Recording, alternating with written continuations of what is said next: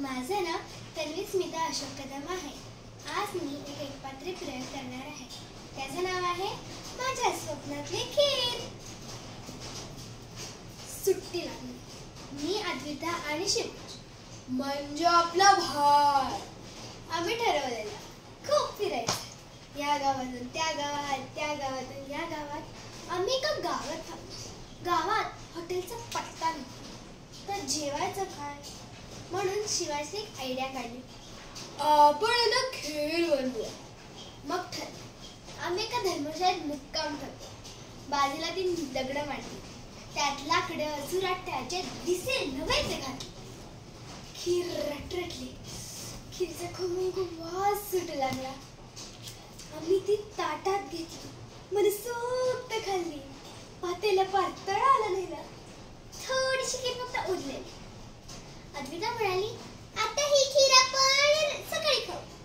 पण आता इतकी खीर तिघात पुरणार कशी म्हणून परत शिवांशने एक आयडिया काढली.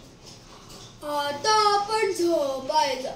मध्यरात्री आपल्याला स्वप्न पडणार. नाही पडलं तर पाडायचं. ज्यांचा स्वप्न रातचे असेल ना त्यांना फुलटू घर वाटणार काय. मग आम्ही मध्यरात्री मी हळूच उठून सगळी खीर संपवून टाकली आणि पातेलं जसं होतं तसं ठेवून टाकलं.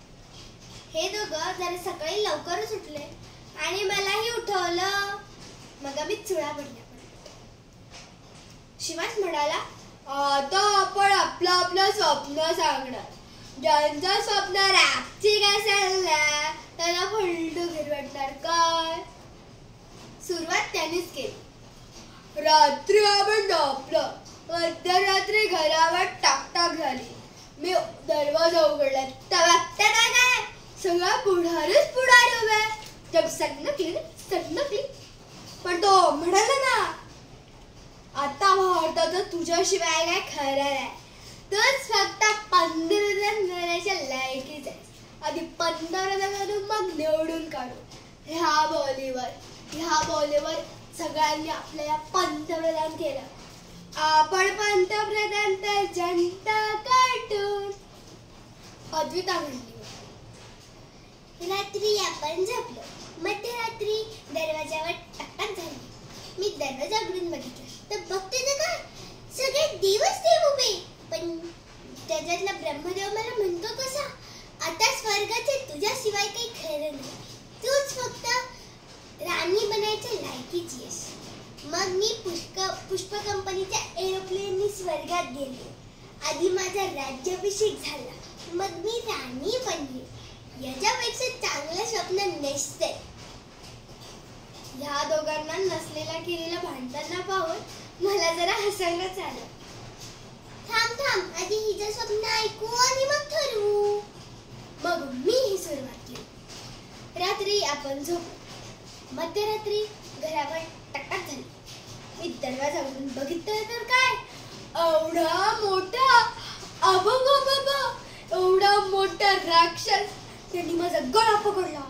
काटा सोट्या उगारत निकट हसत म्हणला, ही ताटातली खीर संपवून टाक, नाहीतर हा सोट्या चिरडोक्यातच घालील.